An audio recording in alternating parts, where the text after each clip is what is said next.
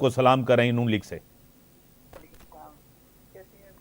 नुसरत भाई साहबा, हालात बेहतर नहीं हो रहे, पेट्रोलियम प्राइसेस आपके सामने, बिजली का टैरिफ आपके सामने, और जिस तरह अदलिया के जजेस को खत लिखे जा रहे हैं और जिस तरह की धमकियां आपके सामने, क्या कहेंगी? बिस्मिल्लाहिर्रहमानिर्रहीम। बहुत शुक्रिया इम्तियाज साहब अपने प्रोग्राम में चल लेने का। देखिए, सिचुएशन सबके सामने है। जब आपके मुल्क में जिसे कहना चाहिए पॉलिटिकल स्टेबिलिटी नहीं होगी तो फाइनेंशियल स्टेबिलिटी भी नहीं हो सकती, क्योंकि आप जिस तरीके से आए हैं हुकूमत में, आपको पता ही है, किसी की 20 सीटें और किसी की 17 सीटें हैं, देयर गवर्निंग द गवर्नमेंट। तो ये एक ऐसी अजीबो गरीब सिचुएशन है जो शायद दुनिया में इकलौता मुल्क है पाकिस्तान जहाँ पे हो रही है, और फिर उसको अप्रूव भी कर रहे हैं। सही। अमेरिका ने भी अप्रूव कर दिया, बाकी भी और ममालिक हैं, वो सब वादे भेज रहे हैं और पता नहीं क्या क्या। तो देखिए, कीमतें तो बढ़नी थी। IMF के पास जब जाते हैं तो IMF की शराइत होती है, तो वो शराइत पूरी करनी पड़ती हैं। उन्होंने जब कहा है कि इस चीज की कीमत बढ़ाओ, तो इनको बढ़ानी पड़ेगी। लेकिन मसला ये है कि क्या कीमत बढ़ने से, लोगों के इतनी कुर्बानी देने से क्या हुकूमत के हालात बदल जाएंगे?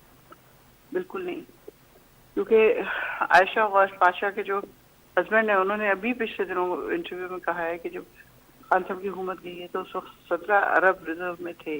सही। वो आते साथ ही इन लोगों ने उसको इस तरह इस्तेमाल किया कि कैन यू बिलीव कि जब ये उसमें गए हैं, जब इनकी हुकूमत खत्म हो रही थी, तो नून लीग ने अपने तमाम अरकान को असेंबली के 1-1 अरब रुपया दिया है। तो मुझे बताएं, इस तरह अगर आप खर्च कर रहे होंगे तो मुल्क की मईशत कैसे बेहतर होगी? और अगर मुल्क की मईशत बेहतर नहीं होगी तो जाहिर चीजों की कीमत बढ़ती जाएगी। अब वो जो वज़ीर आला पंजाब है, उन्होंने हुक्म दिया है कि उनको हेलीकॉप्टर चाहिए, और उस हेलीकॉप्टर की कीमत ऑलमोस्ट 3 अरब रुपए है। ऑफिस वो अपना तोड़वा के दोबारा नया ऑफिस बनवा रही हैं, टायर्स उनको पसंद नहीं है या वटेवर जो भी रीजन। तो ये लोग जब ये नहीं देखेंगे कि मुल्क इन हालात से गुजर रहा है, हमें अपनी जो ख्वाहिशात हैं उनको पूरा करना है, तो उस तरह तो मुल्क नीचे से नीचे चलता जाएगा। अभी तो कुछ महीने भी मेरे ख्याल में भी नहीं हुए इनको आए हुए। बहुत ज्यादा समझदारी से चलने का इस वक्त टाइम है, क्योंकि दुश्मन जो है ना वो चारों तरफ से नजरें गाड़ के बैठा हुआ है। अब इंडिया जो है, इंडिया वो कहता है हमें तो परवाह ही नहीं है कि हम पाकिस्तान के मुताबिक बात करें ना करें, क्योंकि खुद ही अपनी मौत में आप मर जाएंगे। इतनी बड़ी बात जब हो रही है और इतनी बड़ी बड़ी कॉन्स्पिरेसीज हो रही हैं, आप देखें, हम ईरान से नहीं खरीद सकते, हम रशिया से ताल्लुकात बेहतर नहीं कर सकते just because America is not happy with us. तो ये तो कोई तरीका नहीं है। बाकी तमाम दुनिया खरीद रही है, बाकी तमाम दुनिया कर रही है, इंडिया कर रहा है, अफगानिस्तान ले रहा है, सबके ताल्लुकात बेहतर हैं। सिर्फ वाई ओनली पाकिस्तान, क्योंकि यहाँ पे जो हुक्मरान है उनके अंदर रीढ़ की हड्डी नहीं है, वो खड़े नहीं हो सकते उनके आगे, वो कह नहीं सकते कि नहीं हम तो करेंगे, जो मर्जी हो जाए हम करेंगे। तो ये वाली चीज जब तक नहीं आएगी, जब तक हम खड़े नहीं होंगे आकाओं के आगे, तब तक हम वर्स से वर्स में चलते जाएंगे। और ऊपर से जो जजेस के खतों की बात है, आप ये देखें कि इससे पहले कभी हिस्ट्री में नहीं हुआ। एक जज साहब को शिकायत थी, उन्होंने शिकायत की तो उस पे उस वक्त चीफ जस्टिस नहीं है, शायद काजी फायज ईसा ने कहा कि आपको लिख के देना चाहिए था।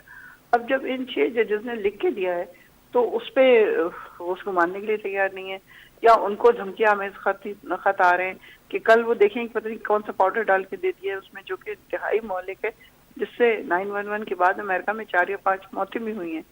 तो ये वाली चीजें अगर इस मुल्क में चलना शुरू हो गई कि कोई इंसान जो अपने हक के लिए खड़ा होगा वो खड़ा नहीं हो सकता, जब वो खड़ा होने की कोशिश करेगा तो उसको इस तरह डिस्करेज करके मार दिया जाएगा, ताकि बाकी लोग जो हैं उनकी हिम्मत ना बने कि वो लोग ना किसी चीज के खिलाफ कह रहे हो या कर रहे हो।